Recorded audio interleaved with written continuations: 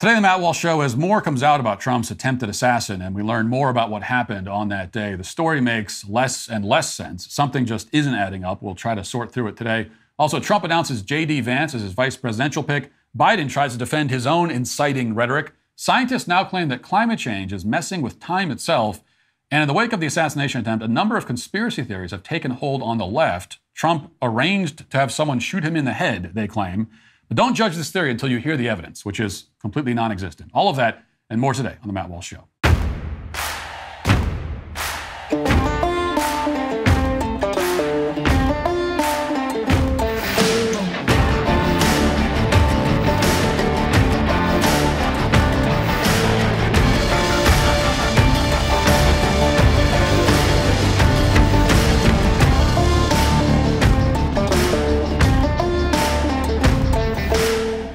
You've heard me say for a long time that cell phone service with Pure Talk is half the cost of Verizon, AT&T, or T-Mobile. You might be thinking, where's the catch? There's no way Pure Talk can offer unlimited talk, text, and plenty of data for just $20 a month. Well, I say, just ask the thousands of my other listeners who have already switched. They are loving America's most dependable 5G network. They love Pure Talk's U.S. customer service, their selection of premium phones, and the money that they're saving month to month.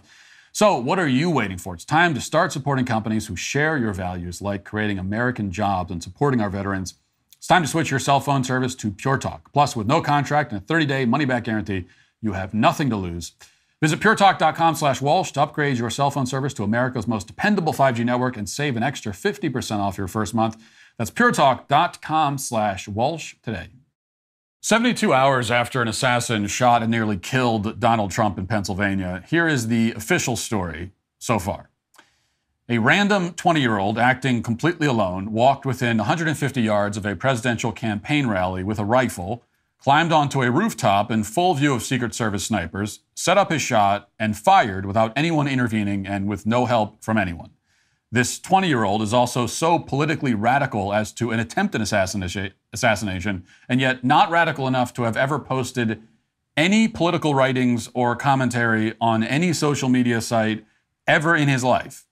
He also wrote no manifesto, left behind no indication about why he did it. Even after authorities gained access to his phone, they say they still have no clue about his motivations. All we're told is that for some reason, he obviously wanted Donald Trump dead.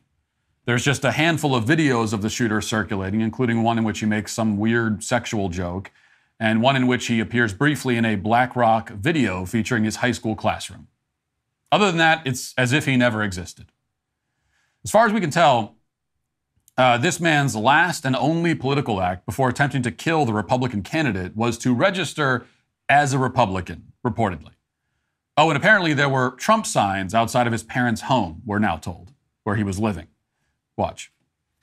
Investigators dressed in plain clothes as well as FBI agents approach this house. That's where the family of Thomas Crooks lives, which is right here on Milford Drive. Then we started to see those agents going door to door, canvassing the neighborhood and speaking with people who live here. They're trying to get answers to the many questions that still remain. Crooks's motive is still unclear. Records show he is a registered Republican, and neighbors today told us that they've actually seen Trump signs outside of the home over the course of the last few years. Now, if all that's true, we have no idea why these signs are outside the shooter's home. We have no clarity on this point whatsoever because none of this makes sense and nobody's explaining anything. Nevertheless, you must believe the official narrative and ask no questions about it, or else you are a conspiracy theorist. And one thing we know about assassination attempts is that there's never any conspiring involved. There's never been a conspiracy behind an assassination attempt, right? So we wouldn't want to engage in that. As unbelievable and insulting as this is the version of events that you're being told to accept. But with every hour that goes by, it somehow makes even less sense than it did before. Every new detail is more baffling than the last. Last night, for instance, CBS News reported that several Beaver County police snipers were stationed inside the building that the shooter eventually climbed on top of. They were supposedly looking for threats in the crowd at the rally. But there were no officers or snipers on the roof for reasons that remain unexplained, even though that would be the rational spot to place those snipers inside, rather on top of the building rather than inside of it. But it's now an uncontested fact that the shooter used the police staging area as a vantage point to shoot Donald Trump. According to the local outlet Beaver Countian, which broke the story, quote, a security operations plan had placed each of the 3 counter-snipers inside of the building, looking out of windows toward the rally, with none stationed on its roof. Due to a lack of manpower, the men did not have spotters assigned to them, as would be standard operating procedure. So maybe the excuse is that they couldn't spare anyone to watch the roof. They just ran out of people. Obviously, we need to know exactly who drafted that security operations plan, because that person should never be in charge of any security operation ever again. Nevertheless, roughly a half hour before the shooting started, these snipers positioned inside the building saw the 20-year-old shooter without his rifle looking up at the roof, observing the building before he disappeared, and then came back and sat down. So, and by the way, so this is, and one thing you'll see as we go through this story is that this guy was not, by all appearances, some sort of evil super genius, okay? He went through this thing very slowly and clumsily, just walking around like he's 30 minutes ahead of time staring at the spot where he wants to perch himself to shoot the presidential candidate, just in full view of the police officers. In fact, his actions were so suspicious that one of the snipers inside the building took a photo of the gunman. Additionally, according to a separate local news station, quote, a law enforcement officer had also previously seen Crooks on the ground and called him in as a suspicious person with a picture before 5:45 p.m. Officers supposedly looked around, couldn't immediately find him, and that was it for then at that moment. So just to review, this man was on the radar of the security forces at the rally 30 minutes before he fired the first shot. And he fired it on top of the very same building where the police were staged. Already 30 minutes before the crime took place, they had enough reason to detain this guy at the very least and delay the rally. But it gets even worse. At one point, and this part is the whole thing's baffling, but this in particular. At one point, in full view of the snipers inside the command post, the gunman, quote, took out a rangefinder, prompting police sniper to radio his command post about it. That meant that he alerted the Secret Service to the threat. But still, nobody detained the man and nobody pulled Trump off the stage, even though there's only one reason a suspicious person would be using a rangefinder right outside of a Trump rally. And everybody knows what it is. There is no conceivable innocent reason for a guy to be lurking around the site of a campaign rally with a rangefinder. Or if there is an innocent reason, the innocent reason is significantly less plausible than the sinister reason. Yet nothing was done. So the man disappeared again, then came back a third time, this time carrying a backpack. And once again, the snipers called in to their command post, explaining that this suspicious man was now walking toward the back of the building. But nobody stopped him. Nobody took any physical action to prevent what they could evidently see coming. Apparently, all of these reports prompted some police officers to call for backup and try to scale the roof to stop the shooter, but they obviously failed to do so. The gunman climbed on top of the building using an air conditioning unit, not a ladder as previously reported, and fired several shots at Trump before he was taken out. So, what explains why Donald Trump wasn't taken off the stage at any point in this process until a gunman had already shot him in the head? Because even if you want to claim that for some reason they couldn't confront the suspect right away, or which it doesn't make any sense, even if that were true, well, you can take Trump off the stage at the very least until you manage to get the weird guy with the rangefinder and the backpack off of the building. Why didn't Secret Service snipers on the roof behind Trump take out the shooter before he was able to open fire? If you look at some of the videos from the rally, you'll notice that initially the snipers behind Trump appear to be kind of relaxed at first. They're standing up. They're not in the prone position looking through their rifle scope. But then some people in the bleachers see something. They start pointing. Eventually, the Secret Service snipers go prone, clearly responding to a threat. So I want to show you two clips. First, the snipers in their relaxed posture, and then what the snipers were doing just before the shots rang out. Look. USA! USA! This is a big crowd. This is a big, big, beautiful crowd.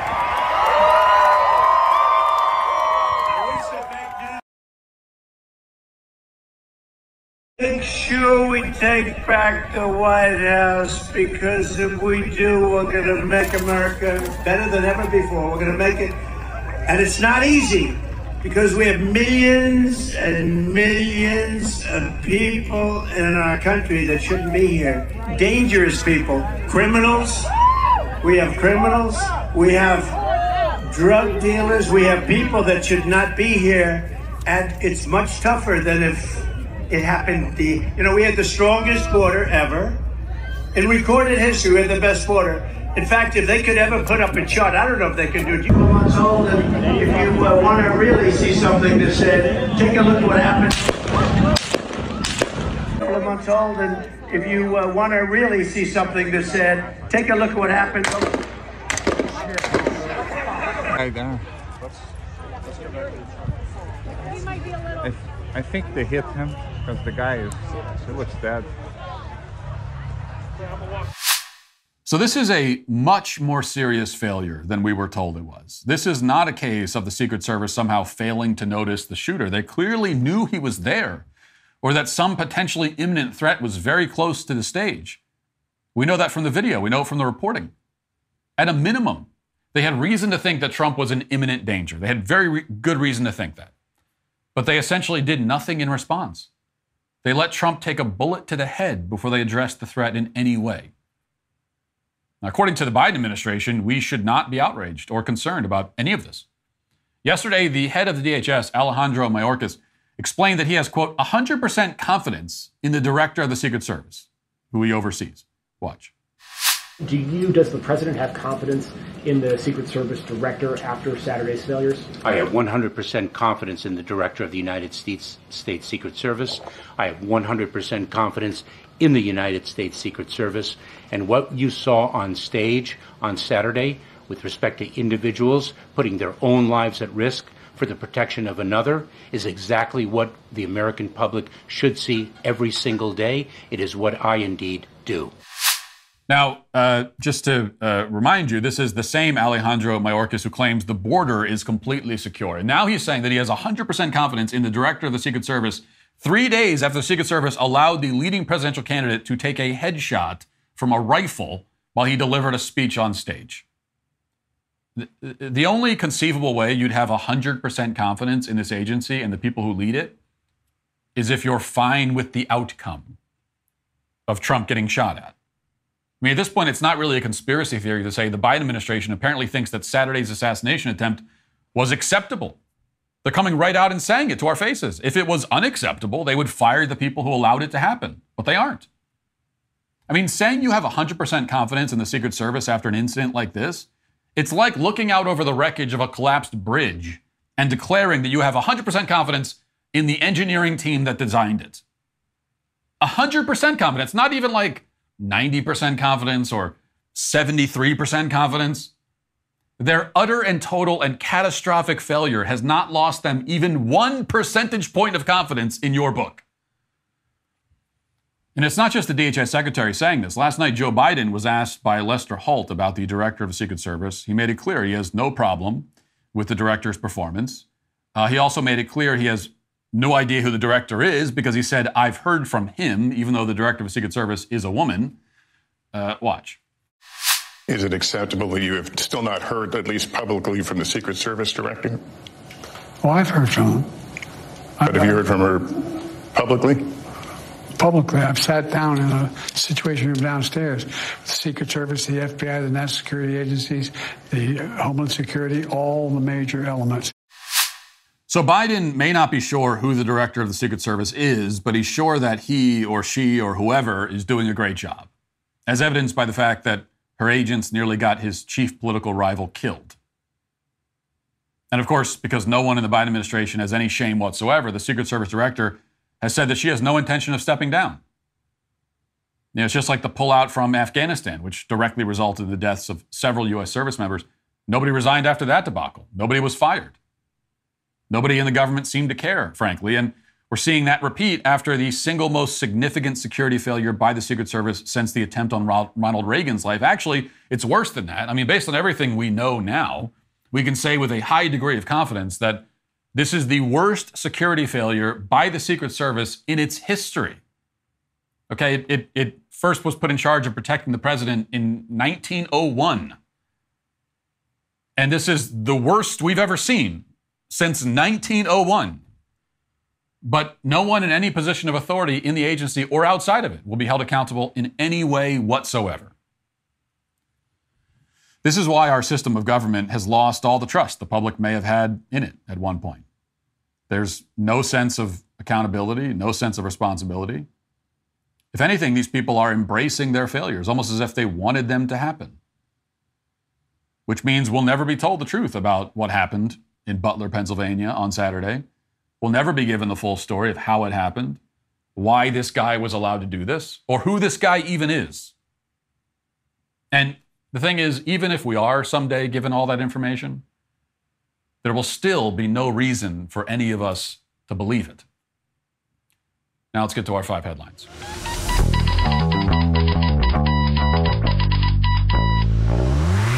Summer's here and seasonal businesses are hiring for everything from camp counselors to lifeguards. Whoever you're looking to hire this summer, ZipRecruiter can help. Right now, you can try a ZipRecruiter for free at ziprecruiter.com/Walsh. ZipRecruiter finds qualified candidates fast. It doesn't just cast a wide net and hope for the best. ZipRecruiter's cutting-edge technology actively seeks candidates with the skills and experience you need.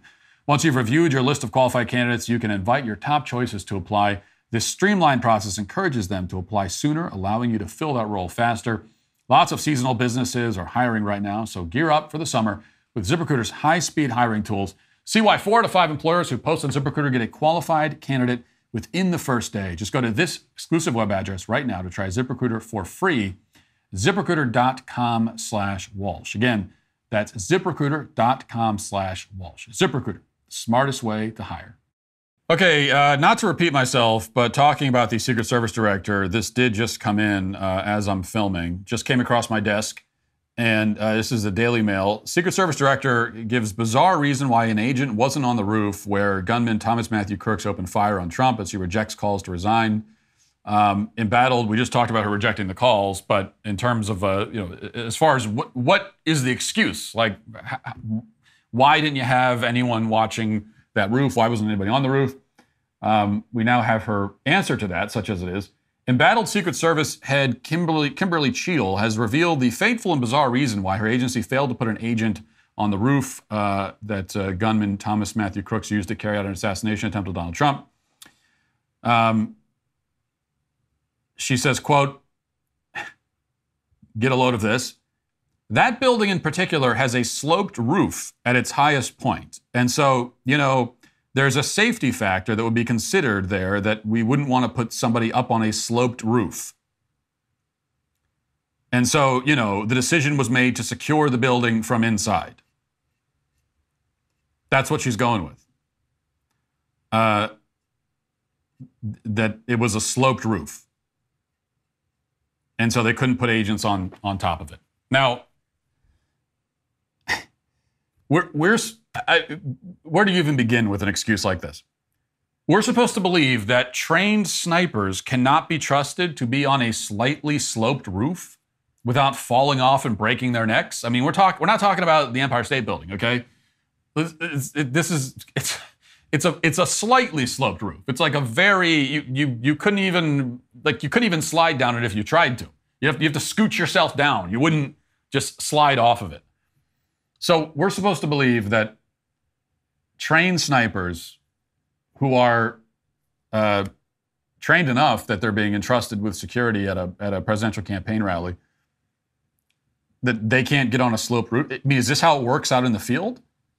If there's a hostage situation at a bank and you need a sniper posted on a roof to take out the bad guy, would you look up and say, oh, never mind, we can't. All the roofs, you see there's a slight slope on that roof. We can't do it. Sorry, he might fall off and sprain his ankle. We can't do it.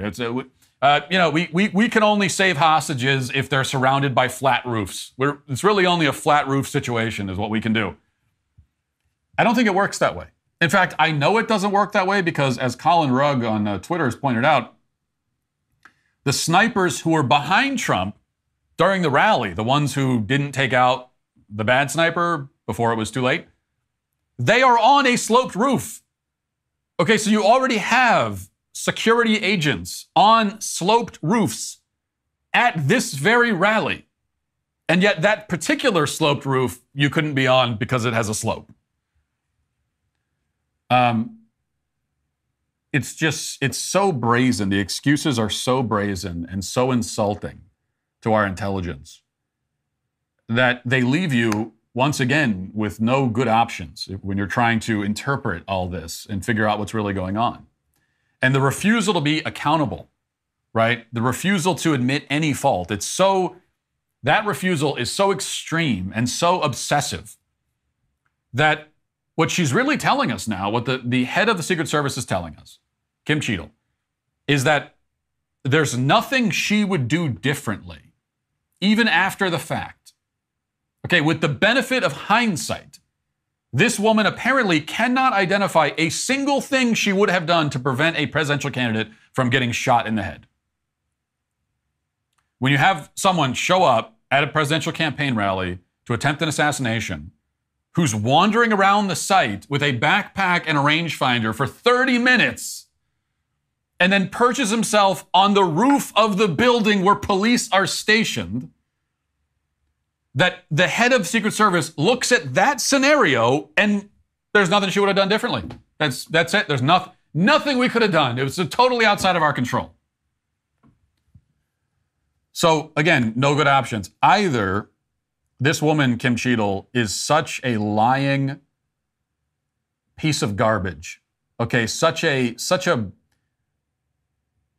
fraudulent liar that obviously she needs to lose her job and should be criminally investigated for negligence.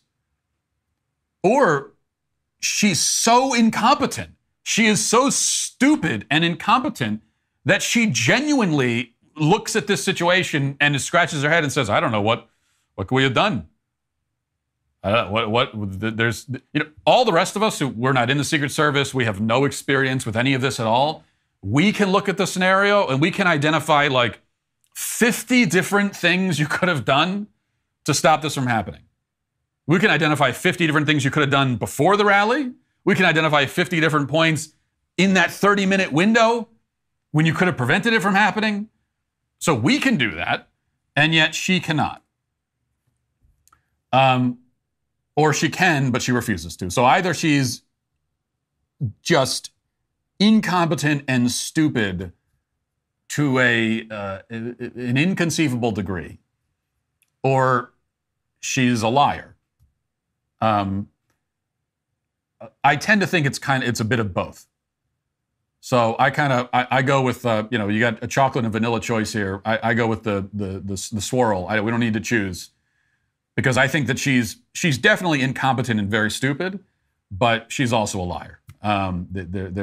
You just can't believe any of this. So we are left to speculate. We speculate about what her actual motives are, and then we also have to speculate about, okay, none of this makes any sense. What you're telling us makes no sense.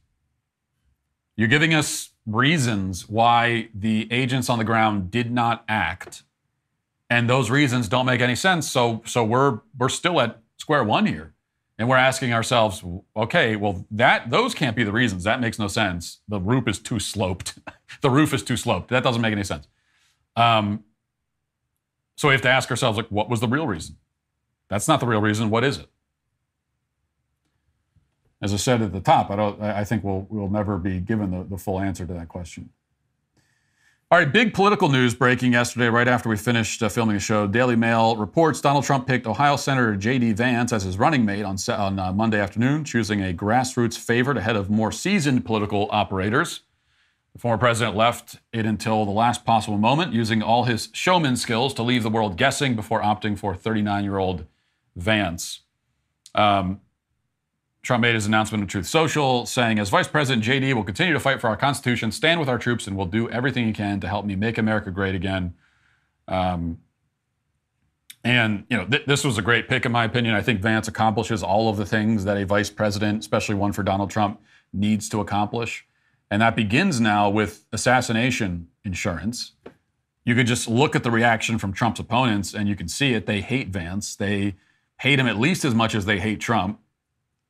They see him as just as dangerous, quote unquote, as Trump, if not even more.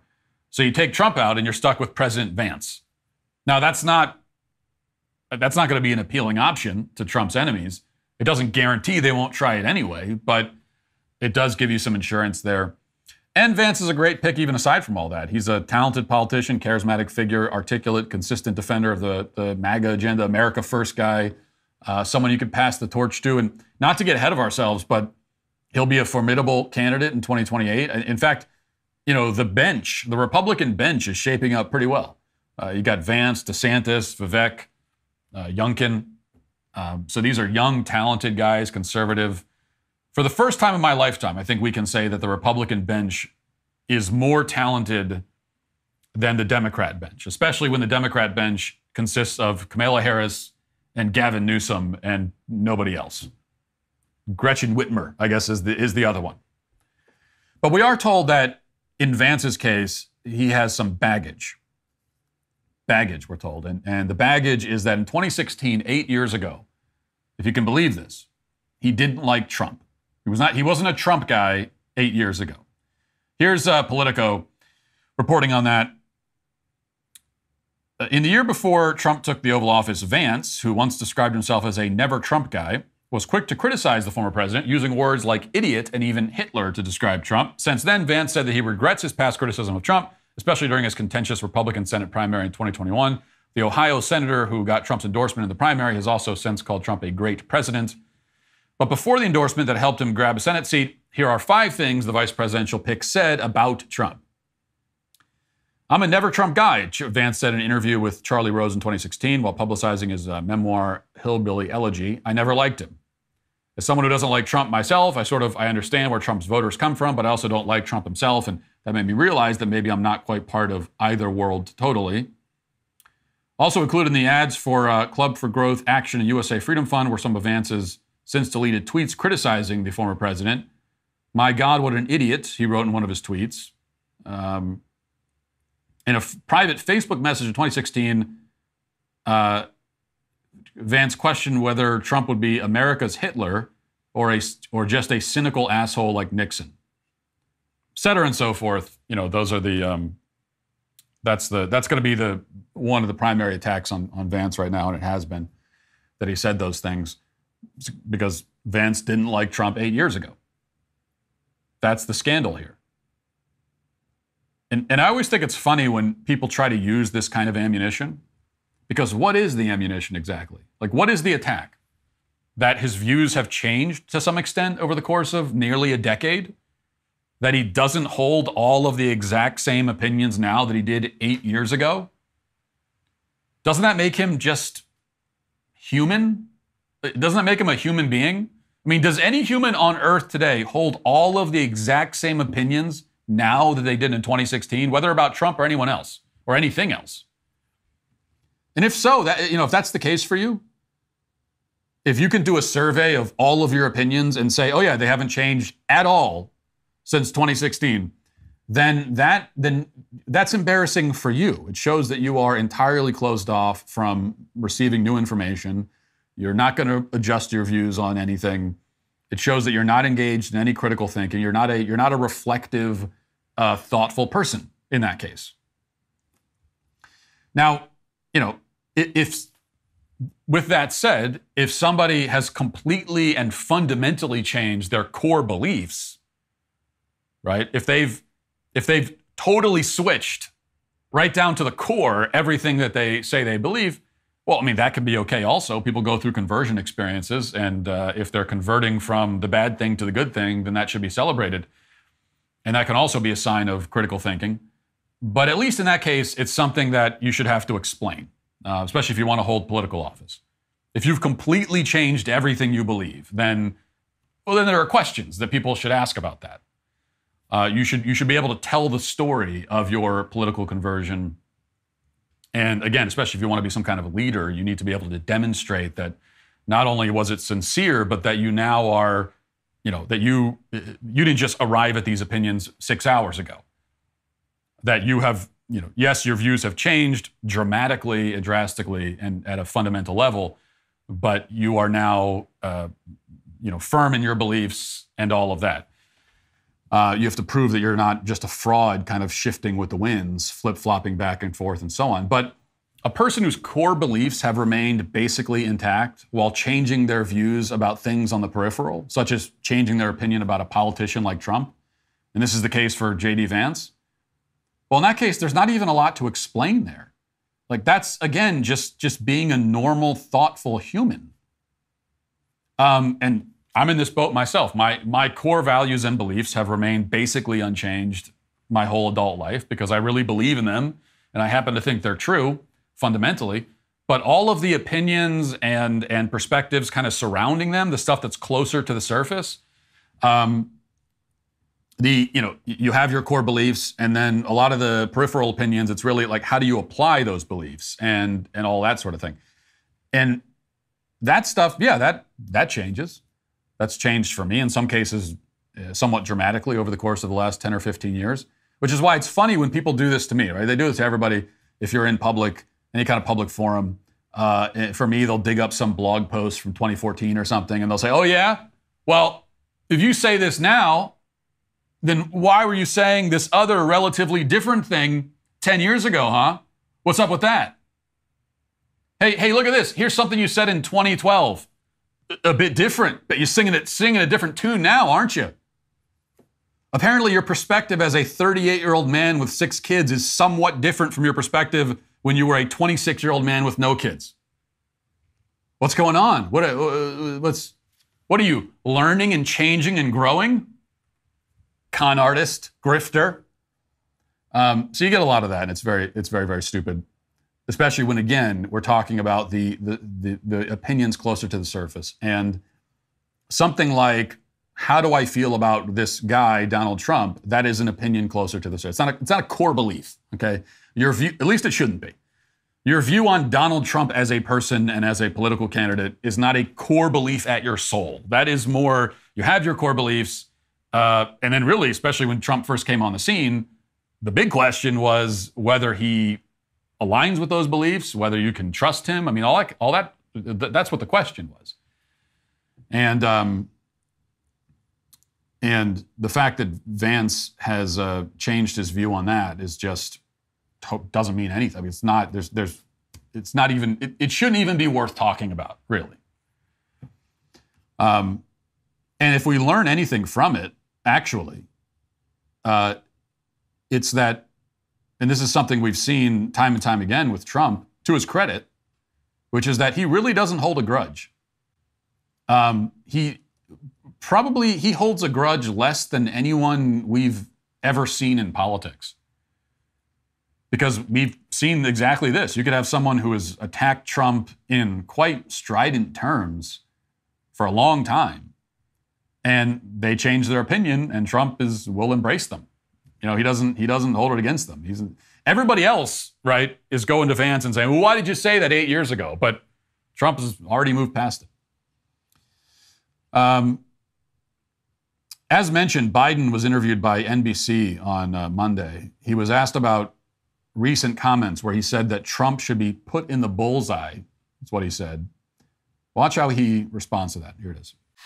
Well, let's talk about the conversation this has started, and it's really about language, what we say out loud and the consequences of those. You called your opponent an existential threat on a call a week ago. You said it's time to put Trump in the bullseye.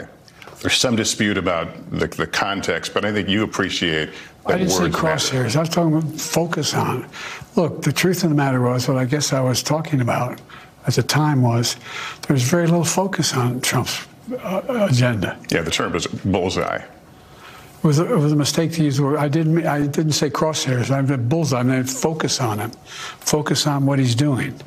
Focus on his policies. Focus on the number of lies he told in the debate. I mean, there's a whole range of things that, look, I'm not the guy that said, I want to be a dictator on day one. I'm not the guy that refused to accept the outcome of the election. I'm not the guy who said that won't accept the outcome of this election automatically. You can't only love your country when you win. And so the focus was on what he's saying, and I mean, the idea. But have you taken a step back and done a little soul searching on things that you may have said that could incite people who are not balanced? Well, I don't think, look, how do you talk about the threat to democracy, which is real, when a president says things like he says? Do you just not say anything because it may incite somebody? Look, I've not engaged in that rhetoric. Now, my opponent is engaged in that rhetoric. He talks about there'll be a bloodbath if he loses, talking about how he's going to forgive all the, actually, I guess, suspend the sentences of all those who were arrested and sentenced to go to jail because of what happened in the Capitol. I'm not out there making fun of, like, remember the picture of Donald Trump when Nancy Pelosi's husband was hit with a hammer, joking about it? I can't even watch this guy anymore. I can't get through clips of him. It's nuclear level cringe every time. A frail old man disintegrating right in front of us. And his defense is that he didn't say crosshairs. So he said that Trump is in the bullseye, but he didn't say crosshairs. But that means the same thing? I mean, well, there is a distinction, right? Crosshairs are what you use to aim, and the bullseye is what you're aiming at. So you're saying that Trump is the bullseye means he's the thing you're aiming at. That's not much better. I don't think that that's any better at all. I think that, again, is basically the same thing. But I will say, I don't know if this counts as a defense of Biden. It's something I very rarely do. But I will say that that's not even the point, right? This stuff about, Biden said Trump's in the bullseye. You know, nobody thinks that the shooter heard about the bullseye comment and took it literally and then went out and tried to assassinate Trump because of it. Nobody thinks that, right? We don't think that. That's not what anybody is saying. In fact, I will say it's like a little unfair to use that particular phrase against Biden, because that kind of language, crosshairs, bullseye, et cetera, pretty common in politics. It's on the level of Trump's bloodbath comment, which was about the economy, right? And then the media tried to twist it wildly out of proportion. And we rightly condemn the media for trying to turn that into something it wasn't, because bloodbath is, it's violent language, quote unquote, but it is metaphorical language. It's very common metaphorical language. And so you're being intentionally obtuse. If you listen to Trump say it's going to be a bloodbath, and you say, he's signaling this is a dog whistle. I mean, come on, you've heard that phrase a million times. And just like bullseye, in the crosshairs, even though he didn't say that, he said bullseye. But the term bullseye is very often used in a metaphorical way. And we all know that. We've all used that kind of language, and we all get it. And it is important to point that out, not because I have any interest really in defending Biden. And, if people do use this against him and take it intentionally out of context, well, that's just him getting a taste of his own medicine. So I'm not going to cry any crocodile tears for him. Don't get me wrong. But it is important to point out, not for Biden's sake, but because we need to stay focused on the actual point here, which is that Biden is partly responsible for inciting this assassination attempt, but not because of metaphorical language he used. That's not the point, okay? The rhetoric that concerns us is the 10 years that he, along with pretty much every other prominent Democrat, spent labeling Trump a fascist dictator and a threat to democracy, because that was not metaphorical. I mean, they didn't mean it that way. They meant that in a literal way. So when they said that he was a dictator, they said he's a fascist. When they compared him to Hitler, they did not intend it as a poetic license or hyperbole. They didn't intend for us to take it that way. And if you would ask them at the time, they would have said, no, I mean, literally, that's what he is. He's just as bad as Hitler, if not worse. They said this many times. And Biden himself, many times in the weeks before the shooting and for years before that, said that Trump is a threat. He's a threat to democracy. He's a threat to our way of life. That's the stuff right there. That's what all these people should be held accountable for. Doesn't matter, bullseye, bloodbath, like that's not the point. When you demonize, your political opponent to that level and in those terms, and you use words like a threat, he is a threat, he's a threat to you. Well, yes, people, if some crazy person hears that and interprets that as, oh, well, this guy's a threat to me, I got to take him out. That's not even the crazy guy misinterpreting it. He's not even really taking it farther than you intended. He's just listening to you and taking what you said to heart. No, he's not taking it too far. He's simply believing you is all he's doing. And we don't need to get into this point again. We talked about it yesterday, but it does bear repeating, at least briefly, that if everything they said about Trump was true, then yeah, it would be morally justified to assassinate him. If it's true that he's an evil dictator, he wants to destroy democracy, destroy the country, existential threat, I mean, all these things. He wants to enslave people, he's going to bring Handmaid's Tale, all that. If all that was true, then, I mean, yeah, of course, that it would be justified. It was like pretty much any act that you would take to prevent this person from seizing power could be morally justified. The only thing that makes it morally unjustified is that all of that stuff wasn't true. But they said it over and over again. They may not have believed it. I don't think that Biden ever believed it. He doesn't believe anything at this point. He doesn't know what the hell's going on. But all the other Democrat mouthpieces that have been saying this, the prominent Democrats, the ones in positions of power that have been saying this over and over again about how Donald Trump is a threat, they know it's not true. I mean, they don't believe it. In fact, they know better than anyone how untrue it is. They were there when Trump was in office from 2016 to 2020. They know how that went down. They know that far from being a dictator wielding authoritarian power, he could barely wield any power at all because they had the entire federal government, its bureaucratic tentacles everywhere, in every area with their hand in every pot, sabotaging him. So they know that. But when you have this kind of language and this kind of rhetoric and this kind of propaganda being hammered relentlessly over and over and over again for years and years and years, you don't even have to be crazy to come to believe it, which is not an excuse, obviously, for this shooter or anybody else. But it's a point about the propaganda that when it's that relentless, it doesn't even take an already crazy person to start to believe it.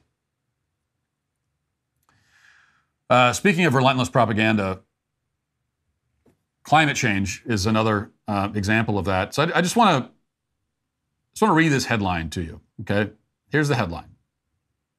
It is attention grabbing, at least it was for me. Climate change is messing with time more than previously thought, scientists find. So that's the headline. The headline is that climate change is so bad, and we're going to find out just how bad it is. Okay, but it's so bad that it's not just warming up the earth and it's going to drown us all and all that. It's actually warping time itself. Our very conception of time is being changed because of climate change. And it's a big study, and it's a big important thing. It's a big headline. So let's find out a little bit about this. How could that be the case? Okay. The impacts of human-caused climate change are so overwhelming that they're actually messing with time, according to new research. Polar ice melt caused by global warming is changing the speed of the Earth's rotation and increasing the length of each day, in a trend set to accelerate over the century as humans continue to pump out planet-heating pollution, according to a study published Monday in the Proceedings of the National Academy of Sciences. And yet another sign of the huge impact humans are having on the planet. Quote, "This is a testament to the gravity of ongoing climate change," says a geophysicist at NASA's Jet Propulsion Laboratory and a report author. "The number of hours, minutes, and seconds making up each day on Earth are dictated by the speed of the Earth's rotation, which is influenced by a complex knot of factors. And there's some science there which may or may not interest you. These include processes in the planet's fluid core, the ongoing impact of the melting of huge glaciers after the last ice age, as well as melting polar ice due to climate change. Okay, so the climate change is making the day longer. The day is getting longer and longer. So if you've been feeling that, if you've been perceiving that it feels like the days just drag on and on and on, it's true because of climate change. That is all the fault of climate change. But how long are these days getting because of climate change? Well, you have to read about, 10 paragraphs down before you get to this. The team of international scientists looked at a 200-year period between 1900 and 2100 using observational data and climate models to understand how climate change has affected day length in the past and to project its role in the future. Climate change-fueled sea level rise caused the length of a day to vary between 0.3 and 1 milliseconds in the 20th century. Over the past 2 decades, however, the scientists calculated an increase in day length of 1.33 milliseconds per century, significantly higher than at any other time in the 20th century. So that was it. That's what it's all leading to. It's making the day longer. It's a big problem. Big enough problem, we need a study about it. We need a CNN headline about it. And how is it affecting the day? Well, it's making the day longer it's not even the day. It's increasing by 1.33 milliseconds per century. So by my quick napkin calculation here, with time changing this quickly due to climate change, a day will be a full second longer in about 90,000 years.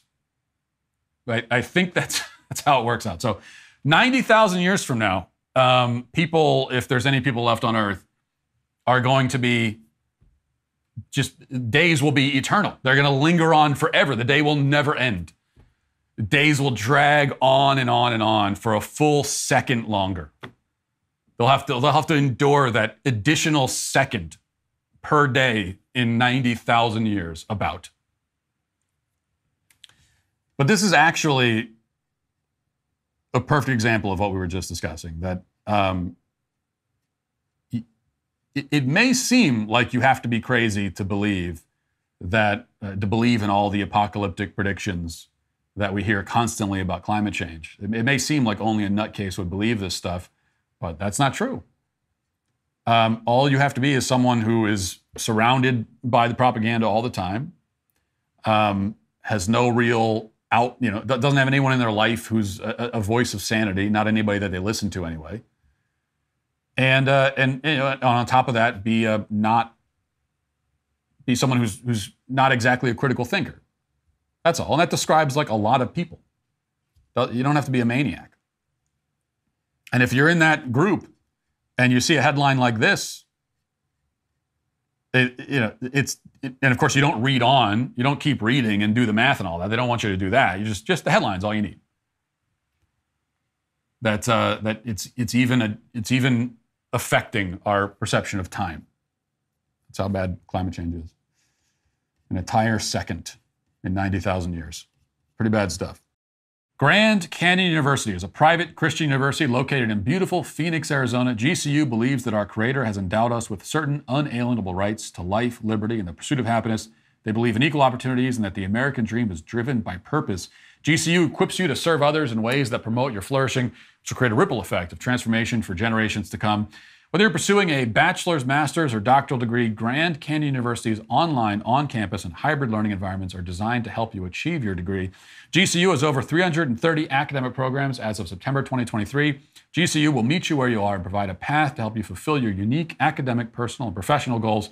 Find your purpose today at Grand Canyon University, private, Christian, affordable. Visit gcu.edu. It's gcu.edu. Well, the ticket is set, Trump, Vance for 2024, and now we turn our attention to making the case for why our ideas are the best for the future of America instead of the left's dystopian fantasies. The Daily Wire, we're not interested in pandering. We are fighting a daily battle against the erosion of everything that makes this nation great. Now, here's where you come in. We need you in this fight. We're making it ridiculously easy to join us. For a limited time, get 47% off your annual membership with our special presidential deal. That's 47% off all new annual memberships. With Daily Wire Plus, you get access to everything. Uncensored shows that don't bow to the woke mob, ad-free content, podcasts that actually make you smarter, and news that isn't filtered through the left propaganda machine. Join now for 47% off, but hurry, this deal is only available for a limited time.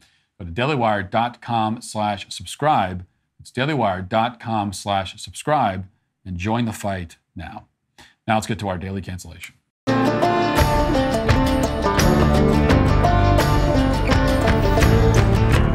Now, I haven't spent a whole lot of time on this show talking about the left's reaction to the assassination attempt on Donald Trump. The reaction has been everything you'd expect, just as vile and depraved as you knew it would be.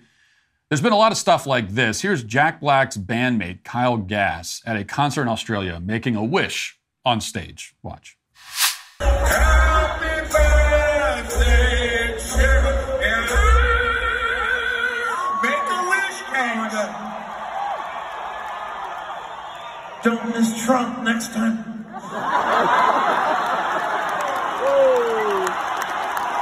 Thank you. Don't miss Trump next time, he says. Now, that's obviously a disgusting thing to say. To say it at all is despicable and grotesque. To say it in a foreign country is cowardly and traitorous, if not legally traitorous, then morally at least.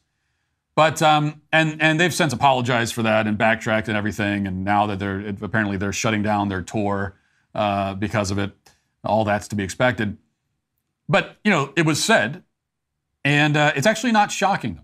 In fact, the only thing shocking in that clip is that apparently people actually attended a Jack Black concert. So Australia's fall from grace continues. And there are many more clips and social media posts like that one. We don't need to harp on them, but I do want to take a moment for today's daily cancellation to focus briefly on a different sort of reaction from the left. Mere moments after the shooting happened on Saturday, many leftists had already decided that the shooting didn't actually happen at all. Or it did, but it was planned ahead of time by Trump himself. He hired somebody to shoot at him. Or he pretended that the guy shot at him. The theory isn't exactly clear. The left cannot meme, and it also can't come up with coherent conspiracy theories we've learned. But the basic idea, whatever the specifics might be, is that the shooting was staged.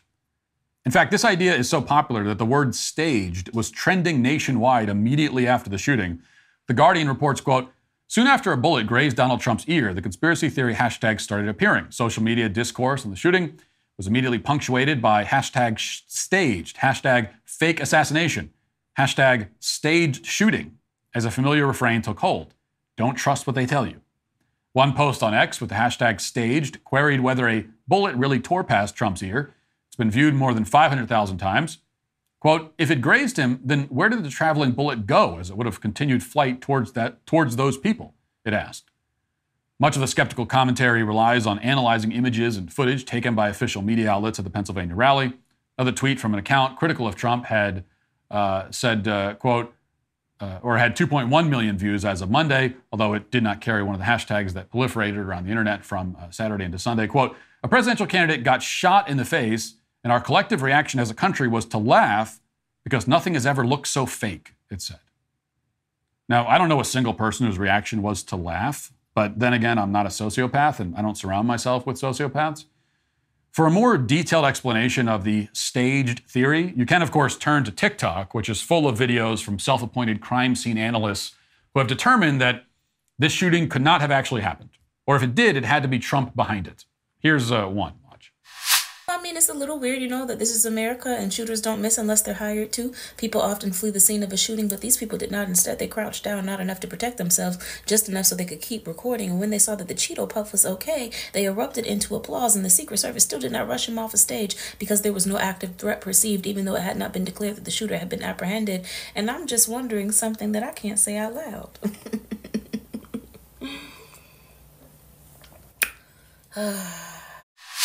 This is America, and shooters don't miss unless they're hired to, she says. She apparently believes that America is populated exclusively by expert marksmen. We're a nation of highly trained assassins who never miss unless we're paid to. We're a nation of John Wicks, she imagines. Never mind the fact that any gang shooting in any major city will expend about 10 bullets just to hit the target once in the leg. And this wasn't a gang shooting, obviously, but the point still stands. And if you don't find her reasoning compelling, maybe you'll be persuaded by this guy with a ponytail and a tie-dye shirt, the true mark of a forensics expert. Watch. Trump's floundering. Project 2025, everything is like hitting the fan, right? He needs a bump. And there's a lot of dedicated MAGA out there. MAGA, be honest. Would any of you be willing to take a bullet for your president, your idol, your king, God? Anyway. So, it's not unreasonable to think they found somebody who's willing to lay their life on the line. Because how the hell does this guy wander around, crawl around up for 7 minutes? People are pointing this guy out. He is able to get a shot off. And really, like, if he was skilled enough to pull all this off, you really don't think he'd be a better shot? Like, I'm sorry, but a lot of this seems fishy. A lot of this seems planned. And that photograph with the flag, and, like, it just seems so staged. Of all the absurdly false claims packed into that 50-second clip, probably the most absurd is the claim that Trump was the one floundering prior to this assassination attempt. It was Trump.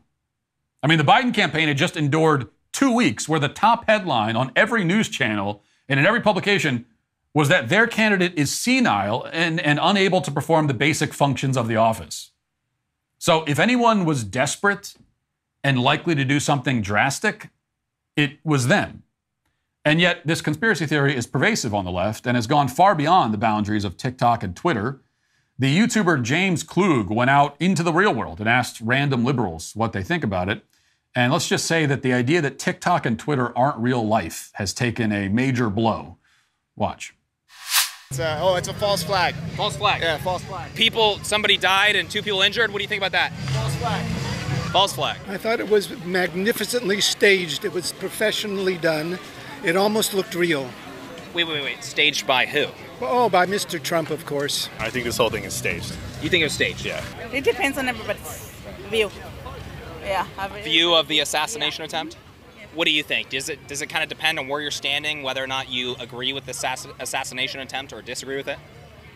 I just don't see that being the truth, but that's my... I'd rather just not make any comment. Really quick, what are you talking about the truth? What do you mean? Oh, you just don't believe it was an assassination attempt? No. Please don't. No. We're so anti-Trump. I don't even want to. Was it a bad thing, though? Was it a bad thing? Would you condemn it? Oh, that he got shot at? Of course. Yeah, you right. Of course, you don't do that. That's all I'm asking. Yeah, that's really bad. Yeah, exactly. You don't do that. Was it staged? Probably. So you just thought it was fake? Of course. One person died in the crowd, 2 critically injured. What happened there? Small price. It wouldn't matter to Trump. Do you think he cares if people die for him to be elected? That doesn't mean anything to Trump. Now, staged from whose side? Do you think Donald Trump staged it for attention? Could be, or it could be the other side trying to make a scene or something. But I don't. The fact that they only got his ear and he stood up and said America. I don't. Come on. Right. It doesn't feel normal. So as you can tell, this is a big lift for the conspiracy theorists. They'd prefer to claim that no bullet was ever fired, that the gun was shooting blanks or something. But the people in the audience were hit, and one was tragically killed, so that fantasy is ruled out. So they're left with option B, which is that Trump arranged to have a real gun shoot a real bullet 25 millimeters from his brain. He went out and found some random 20-year-old and trusted the guy to give him an ear piercing from 150 yards out.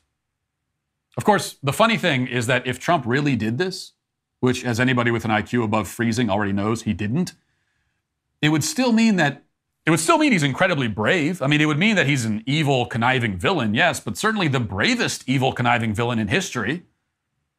If he hired someone to shoot at his head, I mean, all I can say is that if I really wanted something and the only way I could obtain it somehow was to allow someone else to aim an AR-15 at my ear, I would choose to simply not have that thing, whatever it is, whether it's the presidency or anything else. So even in the left's feverish imagination, even in the fictional land of their most far-fetched, deranged conspiracy theories, Trump's physical bravery is almost superhuman. Now, I don't think we need to spend much more time explaining why Trump didn't arrange to be shot in the head. It's the kind of conspiracy theory that debunks itself. I think the slightly more interesting question is why these people are humiliating themselves by advancing this moronic theory in the first place. Now, partly it's their basic instinct to demonize Trump at every turn, in every situation, reflexively, no matter what happens.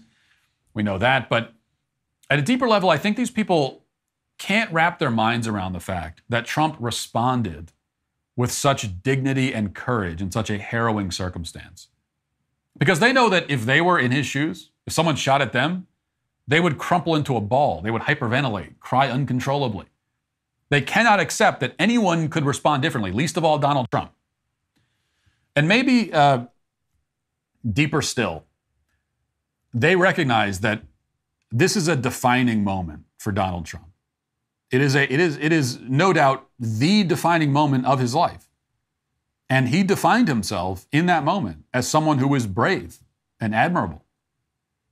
Trump's enemies cannot stand that fact. I mean, it fills them with rage. They can't accept it because they want Trump to be defined by his sins and his foibles, both real and imagined. They've spent a decade working on this project to define Trump. They want Trump to be defined by, the Access Hollywood tape or January 6th or whatever.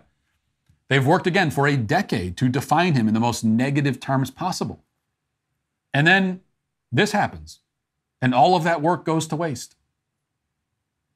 But there is a lesson here for all of us, if only we're willing to learn it, which is that we're all defined by moments. Only a few moments when all is said and done. Now, most of us will never have a moment that ends up in the history book like Trump, but even so, when we die, at our funeral or for years after that, those closest to us will not vividly remember or remember at all the vast majority of the things we did and said. And it's a sad truth, really. It's like something you should really let sink in. Because, in fact, almost everything we have ever done or said will be forgotten. It's already been forgotten, even by us. Instead, there will be just a few moments, a few defining moments that live on in people's minds. Just a few moments will determine how you are remembered. 100 years from now, Trump's name will be associated with only a few things. Maybe only one. And if it is just one, it will be this one. 100 years from now, your name, my name, will probably be forgotten entirely, as is the fate of the vast majority of humans who've ever lived. But for however long you're remembered, you will be remembered through moments. Only a few. Will they be moments where you rise to the occasion? Where you fail to? That's up to you to decide. And that's the lesson we could all learn from this. Unless we're too busy inventing the dumbest conspiracy theories of all time. Which is why the people squandering this learning opportunity in that way are today canceled. That'll do it for the show today. Thanks for watching. Thanks for listening. Talk to you tomorrow. Have a great day. Godspeed.